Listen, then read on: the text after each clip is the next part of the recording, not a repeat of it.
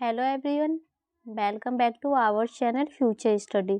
तो गाइस, इस वीडियो में जो बीए प्रोग्राम के एजुकेशन सब्जेक्ट है आपका डिसिप्लिन शिक्षा की मूलभूत संकल्पना है विचार, इसके इंपॉर्टेंट क्वेश्चन भी तन से बताने जा रहे हैं। और ये हमारी क्लास सेकेंड है, इससे पहले हमने क्लास फर्स्ट करा चुके हैं।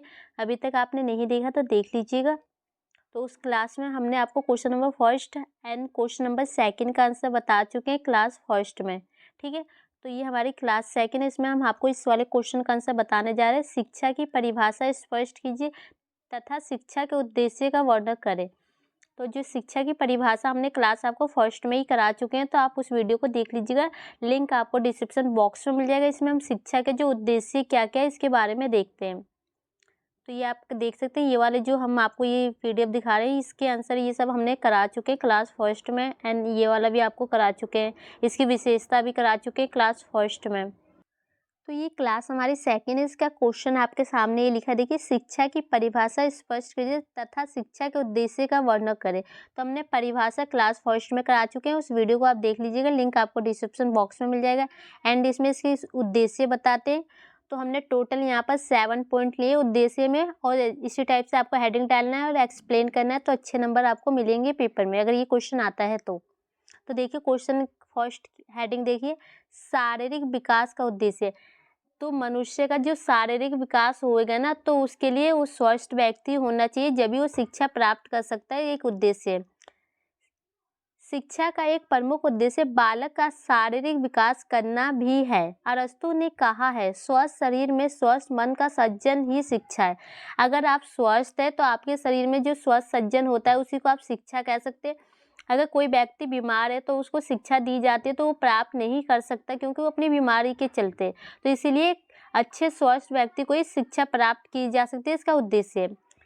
जब बालक का शरीर स्वस्थ होगा तब ही वो अपने संपूर्ण लक्ष्य को प्राप्त कर सकेगा। शारीरिक विकास का ही मानसिक विकास निर्भर करता है। शारीरिक कमियां शिक्षा में बाधक होती है। अगर आपके शरीर में कोई भी कमी है ना, वो सब शिक्षा में आपके बाधक होगी, आपको शिक्षा प्राप्त करने से रोकेगी। तो जब तक आप स्वस्थ नहीं रहेंगे तो आपका विकास नहीं हो सकता। तो शरीर का विकास भी जरूरी है। सेकेंड पॉइंट है मानसिक विकास का उद्देश्य। तो मानसिक में जो आपका मन आ जाता है, आप देख लीजिए। शिक्षा के एक प्रमुख उद्देश्य बालक का मानसिक विकास करना भी है। बिना मानसिक विकास के शारीरिक विकास भी संभव नहीं है। जब तक आप अपने मन का विकास नहीं कर सकते तो शारीरिक विकास भी संभव नहीं होता है। दोनों का एक दूसरे से काफी संबंध है। बालक अपने लक्ष्य को तभी प्राप्त कर सकता है जब वो मानसिक और शारीरिक रूप से संपूर्ण स्वस्थ हो। तो दोनों स्वस्थ होने चाहिए, कोई भी बीमारी नहीं होनी चाहिए। मानसिक विकास में स्मरण शक्ति, विचार शक्ति, कल्पना आदि सभी मानसिक शक्तियाँ आती है।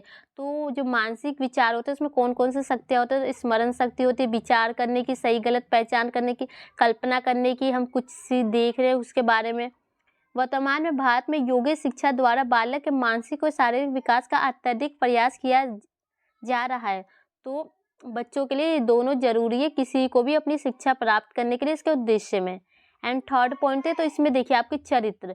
अगर आपका नेचर अच्छा होगा तो आपको पता ही है कि अच्छी बातें सीखेंगे। अगर आपका गलत होगा, गलत माहौल में रहते हैं तो वो उटपटांग सी हरकतें करेंगे। आप सब देखिए, शिक्षा का उद्देश्य शारीरिक और नैतिक विकास करना भी है। प्राचीन काल में यह शिक्षा का सबसे प्रमुख उद्देश्य माना जाता है। आदर्शवादी शिक्षा इस पर अत्यधिक बल देती है। चरित्र और नैतिकता से ही अच्छे बुरे का भेद किया जा सकता है।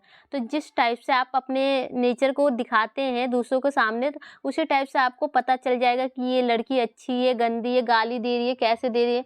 इसी टाइप से व्यक्ति का चरित्र और नैतिकता उसके संपूर्ण जीवन पर प्रभाव डालती है। तो आपका जो होता है ना नेचर, वही प्रभाव डालता है कि आपकी क्या है चरित्र।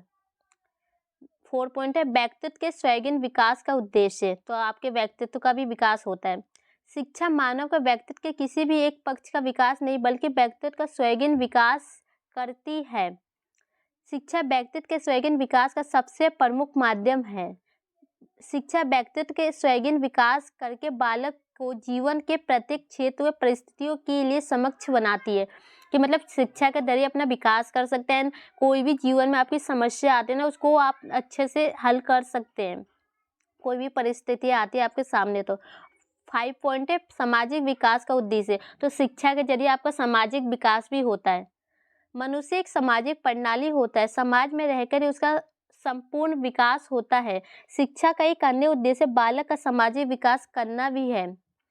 शिक्षा बालक में समाज के दायरे में रहकर सामाजिक व्यवहार करने की योग्यता का विकास करती है। शिक्षा ही बालक का समाजीकरण कराती है। जब आप समाज में आएंगे तो आपको शिक्षा के जरिए ही पता चलेगा कि कहाँ पर क्या चल रहा है, किस टाइप से व्यवहार रहना चाहिए, किस टाइप से हमें समाज में रहना चाहिए, उठना बैठना सब कुछ आपको शिक्षा के द्वारा प्राप्त किए जाते हैं। 6 पॉइंट है, शिक्षा एक सीखने सिखाने की प्रक्रिया है। तो आपको पता ही है कि ये सीखने और सिखाने की, आप किसी भी उम्र में शिक्षा सीख सकते हैं, सिखा भी सकते हैं किसी भी व्यक्ति को, तो ये दोनों आपस में चलती रहती है। शिक्षा एक सीखने सिखाने की प्रक्रिया है। शिक्षा की प्रक्रिया में सीखना और सिखाना दोनों होता है। सामान्य रूप से शिक्षक सीखता है और शिक्षक सिखाता है, लेकिन व्यापक रूप से प्रत्येक व्यक्ति सीखता भी है और सिखाता भी है। शिक्षा में सीखने सीखने की प्रक्रिया निरंतर चलती रहती है। तो एक व्यक्ति, उसको शिक्षा प्राप्त होती है तो दूसरा उसे लेता है अपने अंदर, एक दूसरे को शिक्षा सिखाते और सीखते हैं। तो दोनों आपस में दोनों का संबंध है। वातावरण के साथ अनुकूलन का उद्देश्य, तो वो वातावरण भी आपकी शिक्षा पर प्रभाव डालता है कि आप किस एरिया में रह रहे हो, किस टाइप से वहाँ का वातावरण है। अगर आप किसी अच्छे माहौल में रहेंगे तो आपको अच्छी शिक्षा प्राप्त होगी। अगर आप वही जैसे झुग्गी झोपड़ी उस टाइप में रहेंगे तो आपको अच्छी शिक्षा प्राप्त नहीं होती है। शिक्षा का एक अन्य उद्देश्य व्यक्ति को वातावरण के साथ अनुकूलन प्रदान करना भी है। कोई भी व्यक्ति तभी अपने लक्ष्य को प्राप्त कर सकता है जब वह विपरीत परिस्थितियों को भी अपने अनुकूलन बना ले, और यहाँ कार्य शिक्षा द्वारा ही संभव है।